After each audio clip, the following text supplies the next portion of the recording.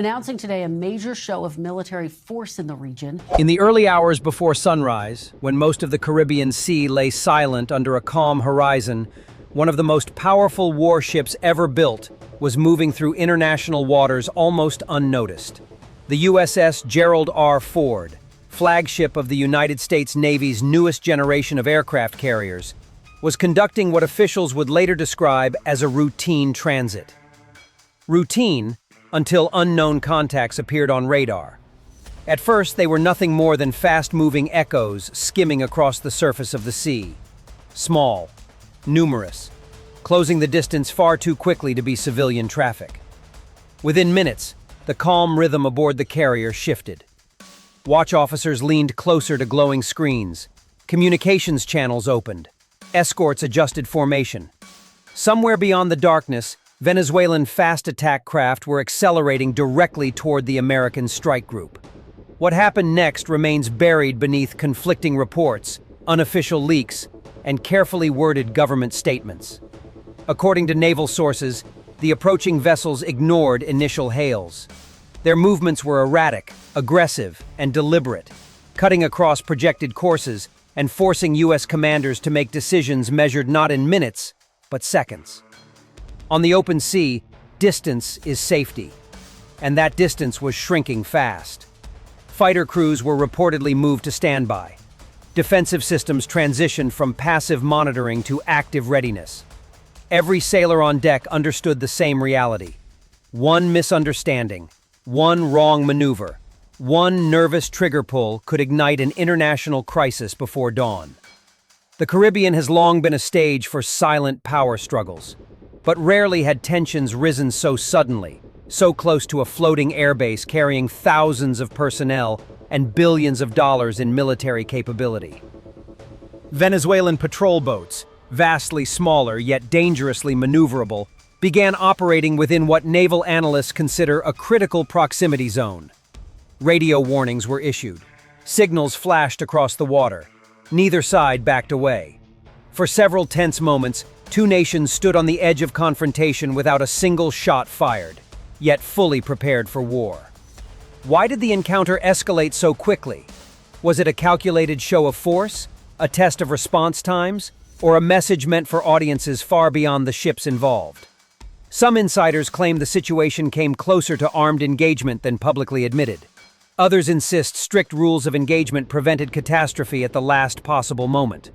What is certain is that somewhere between protocol and restraint, escalation stopped. By sunrise, the fast boats turned away. The carrier group resumed course. Official statements describe the incident as professional interaction at sea. But sailors who witnessed the encounter tell a different story. One of tension thick enough to feel, of weapons powered and waiting, and of a confrontation that could have reshaped regional security overnight. Tonight, we reconstruct the encounter step by step, from the first radar contact to the moment the sea finally went quiet again, examining how close the world may have come to a naval clash no one was prepared to fight, and why the most dangerous battles are sometimes the ones that never begin. In late spring, the USS Gerald R. Ford entered the Caribbean Sea as part of what the United States Navy officially described as a scheduled forward presence deployment, intended to reinforce maritime stability and conduct interoperability exercises with regional partners. The world's largest and most technologically advanced aircraft carrier had departed from the Atlantic several days earlier, accompanied by a full carrier strike group that included guided missile destroyers, a cruiser equipped with the Aegis combat system, and logistical support vessels maintaining operational endurance far from home ports. Publicly, the mission focused on joint naval drills and freedom of navigation operations in international waters. But privately, analysts noted the timing coincided with rising political tension between Washington and Caracas, following renewed disputes over sanctions, offshore energy exploration, and military cooperation between Venezuela and several non-Western powers. By the time the carrier group approached waters north of Venezuela, conditions at sea were unusually calm. Visibility stretched for miles under clear skies, and commercial shipping traffic remained light compared to major Atlantic routes. According to later reports from maritime tracking observers, the Gerald R. Ford maintained a steady transit speed typical for carrier operations, launching routine aerial patrols using F/A-18 Super Hornets and E-2D Hawkeye early warning aircraft to monitor surrounding airspace. Such patrols are standard procedure whenever a carrier operates within proximity of politically sensitive coastlines. What made this deployment different was the increasing level of electronic activity detected across regional frequencies in the days leading up to the incident. U.S. naval intelligence units reportedly observed intermittent radar emissions originating from Venezuela's northern coastline, consistent with coastal surveillance systems becoming more active than usual. While Venezuela possesses a comparatively modest navy, it operates several classes of fast patrol and missile-capable boats designed specifically for coastal defense and rapid interception missions. These vessels, small in size but capable of high speed, are often used to assert maritime presence near contested economic zones. According to defense analysts, such craft can pose asymmetric risks, even to heavily defended formations, if allowed to approach at close range. During the evening preceding the encounter, the strike group adjusted formation slightly, placing escort destroyers farther ahead of the carrier's projected path. Official explanations later described this as routine navigational spacing, though unnamed sources suggested commanders were responding to intelligence indicating increased Venezuelan naval movements earlier that week. Satellite imagery circulating among open-source observers allegedly showed several Venezuelan patrol craft departing from Puerto Cabello Naval Base hours before the American carrier entered the region, though neither government confirmed these movements publicly. Shortly after midnight local time, watch teams aboard the Gerald R. Ford noted multiple unidentified surface contacts appearing at the outer limits of maritime radar coverage. Initially, operators classified them as possible fishing vessels, common throughout Caribbean waters. However, their speed quickly drew attention. The contacts were moving in coordinated patterns and accelerating well beyond civilian norms, maintaining a course that gradually converged with the strike group's projected route. Within minutes, additional sensors confirmed the presence of several small, fast vessels operating without standard commercial identification signals. At this stage, the situation remained ambiguous rather than hostile.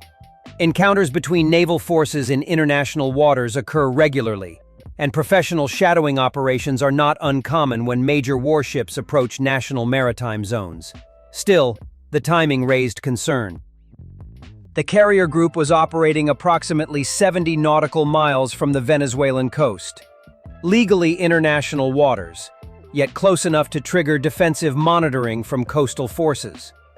According to later accounts attributed to crew members, the Combat Information Center began quietly increasing readiness levels while avoiding overt actions that might escalate tensions.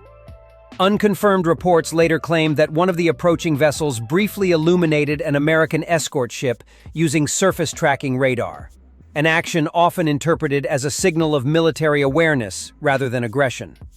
Whether intentional or accidental remains disputed, but the moment marked a psychological shift aboard the strike group. Sailors understood that the approaching craft were no longer anonymous contacts on a screen, but organized military units testing proximity and reaction. As darkness covered the sea, the distance between the world's most powerful naval formation and a cluster of fast Venezuelan boats continued to close. No warnings had yet been issued. No weapons were aimed openly. But beneath the quiet hum of engines and radar arrays, both sides were already entering a confrontation neither had formally announced. A meeting shaped by geopolitics, perception, and the fragile balance that governs encounters between rival forces on open water. The first unmistakable confirmation that the approaching vessels were not civilian traffic came shortly after 1:40 local time, deep inside the Combat Information Center of the USS Gerald R. Ford. Radar operators monitoring the AN/SPY-3 dual-band radar system began refining contact tracks as the unidentified surface returns moved steadily closer, maintaining formation and adjusting speed in coordinated intervals. Unlike commercial ships, which typically follow predictable navigation routes, These contacts demonstrated tactical maneuvering behavior, altering headings simultaneously and periodically reducing radar signatures by shifting relative positions. Within minutes, classification shifted from unknown surface contacts to probable military fast craft, triggering a quiet but immediate change in posture across the entire carrier strike group. The Gerald R Ford itself rarely operates alone in contested waters, relying instead on layered defense provided by escort vessels positioned miles away from the carrier hull.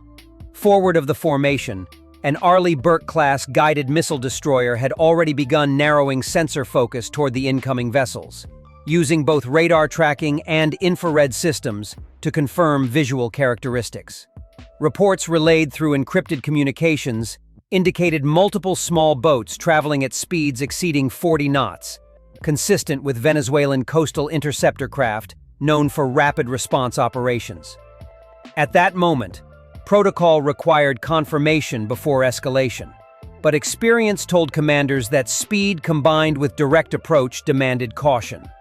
On the carrier's bridge, watch officers received updated tracking data, while air operations temporarily slowed. Flight deck crews secured ongoing maintenance activity, clearing operational pathways in case aircraft launch orders were issued without warning. Although no alarm sounded across the ship, internal communication circuits quietly shifted to heightened readiness conditions. Sailors trained for precisely this scenario moved with controlled efficiency, aware that visible panic could escalate tensions just as quickly as weapons fire. According to later accounts from crew members, the atmosphere changed almost instantly. Conversations shortened, movements became deliberate, and attention focused entirely on the unfolding contact picture. Attempts to establish communication began shortly afterward.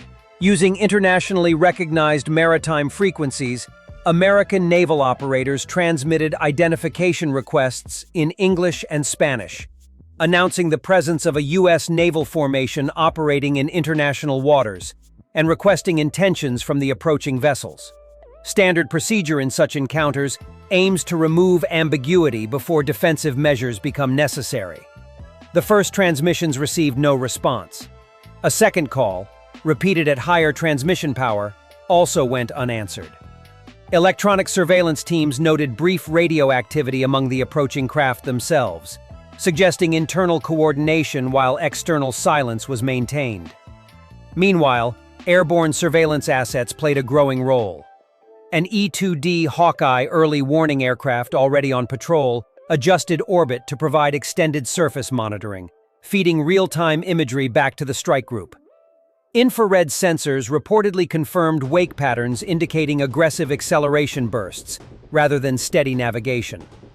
One unverified account later suggested that at least one Venezuelan vessel temporarily altered course toward an escort destroyer instead of the carrier itself, a maneuver sometimes interpreted as a probing action, designed to measure reaction time and defensive spacing.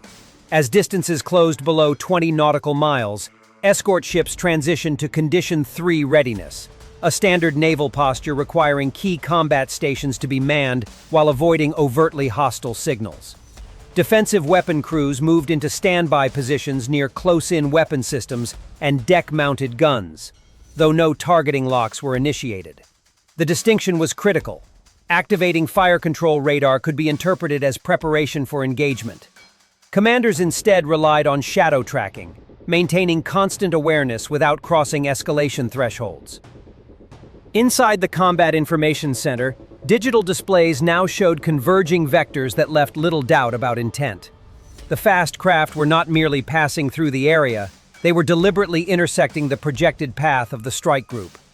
Tactical advisors briefed senior officers on possible scenarios, ranging from symbolic shadowing to coordinated harassment designed for political messaging. Intelligence officers noted that similar encounters had occurred in other regions of the world, often intended to demonstrate sovereignty without provoking open conflict. At approximately 12 nautical miles, visual confirmation became possible through long-range optics. Silhouettes appeared against faint moonlight, low-profile hulls, multiple engines, and configurations matching Venezuelan naval patrol units. The encounter had moved beyond uncertainty.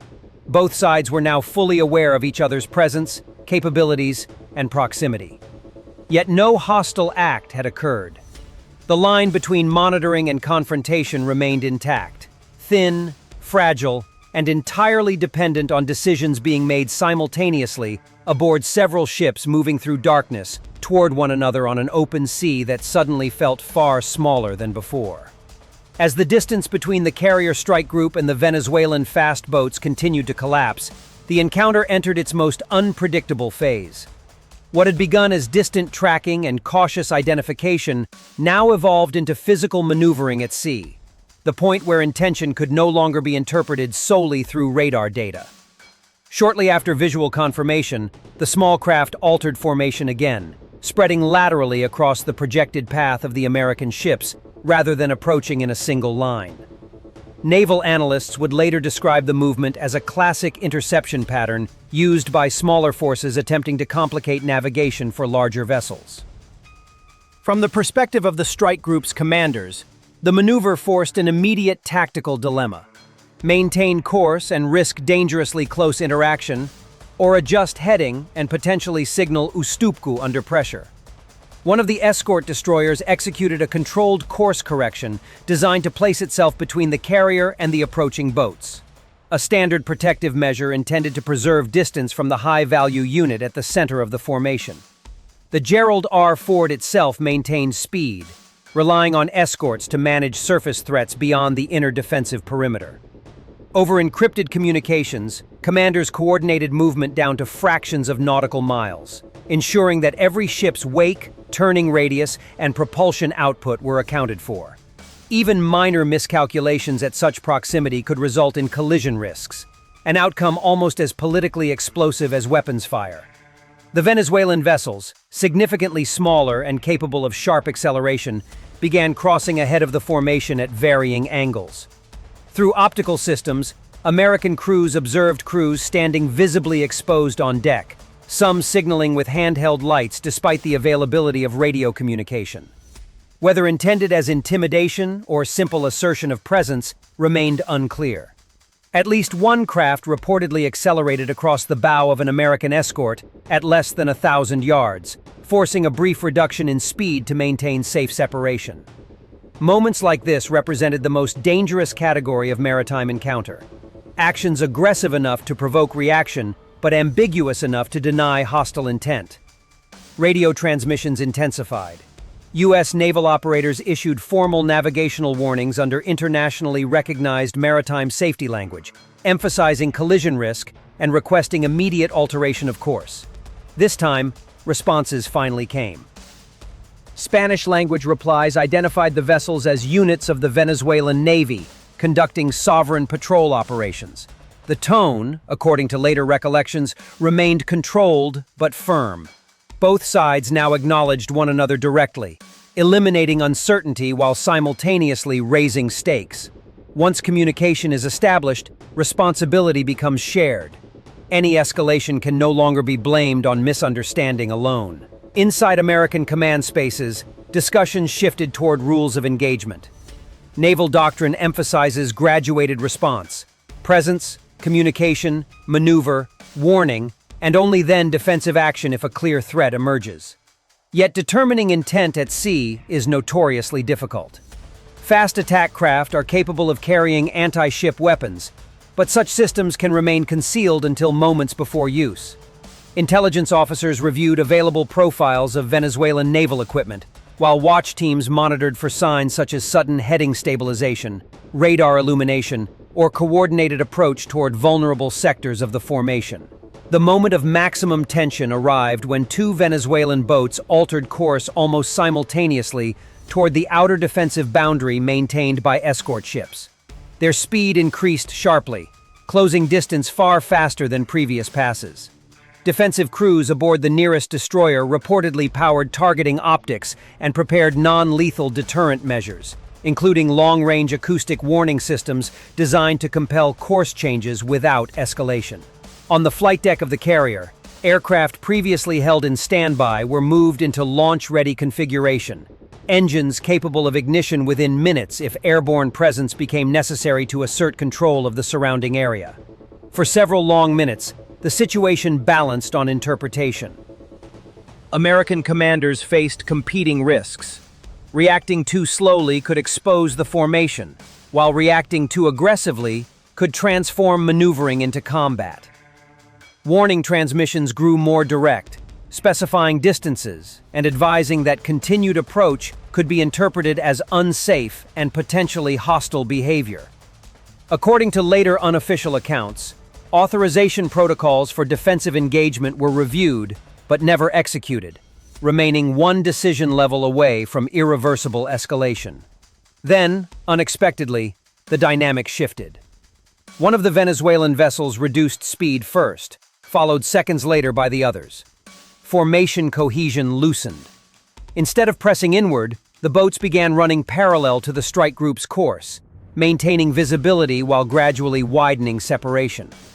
Analysts would later debate whether this represented successful deterrence, completion of a symbolic demonstration, or receipt of new instructions from shore command authorities monitoring the encounter in real time.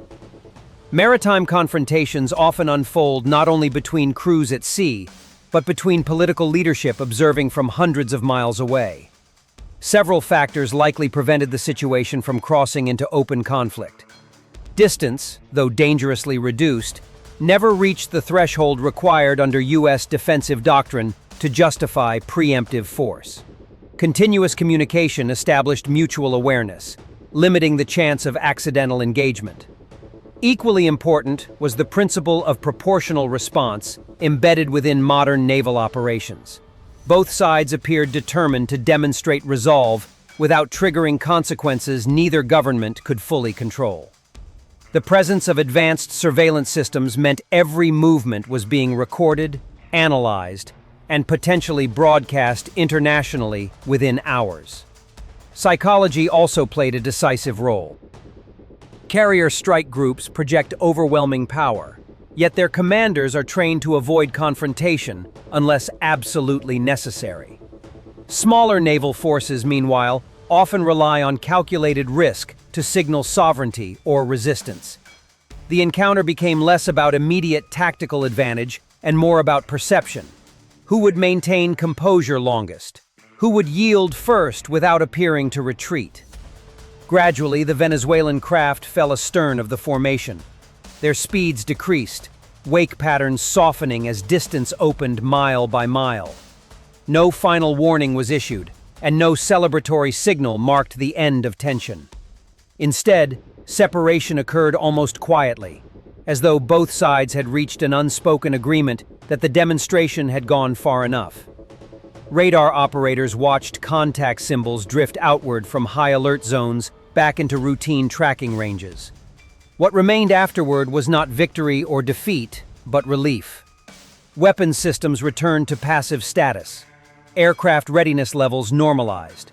Conversations resumed in subdued tones across command spaces where minutes earlier silence had dominated. The strike group continued its transit, maintaining formation as if nothing extraordinary had occurred. Yet every sailor involved understood how narrow the margin had been.